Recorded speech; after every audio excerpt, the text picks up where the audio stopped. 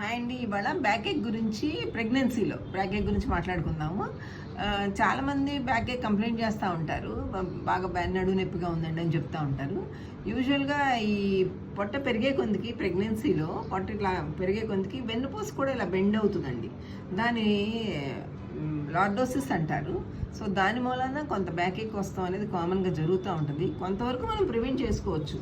ఎలాగంటే స్ట్రైట్ చైర్లో కూర్చోవటం ఒకటి, షోల్డర్స్ కూడా స్ట్రైట్గా పెట్టుకొని కూర్చోవటం ఒకటి, తర్వాత పడుకునేటప్పుడు కూడా లెఫ్ట్ లేటరల్ పొజిషన్లో పడుకోవటం, బెడ్ కూడా కొంచెం సాఫ్ట్గా కాకుండా కొంచెం హార్డ్గా ఉండే బెడ్ సెలెక్ట్ చేసుకోవటం ఒకటి. ఈ లెఫ్ట్ లేటరల్ పొజిషన్లో పడుకున్నప్పుడు కొంచెం ఇన్కన్వీనియంట్ ఉంటే 2 కాళ్ళ మధ్యలో దిండు కూడా వేసుకుని వాళ్ళకి ఎలా కన్వీనియంట్గా ఉంటే అలా పెట్టుకోవటం ఒకటి. తర్వాత కొంతవరకు స్లిప్పర్స్, కొంచెం మెత్తని స్లిప్పర్స్ కూడా వేసుకుంటే కొంచెం నొప్పులు అంత తొందరగా బ్యాక్ ఏక్ రాకుండా ఉండొచ్చు. తర్వాత సడన్గా వెయిట్ పెరగకుండా ఉంటే కూడా బెటర్ అనమాట.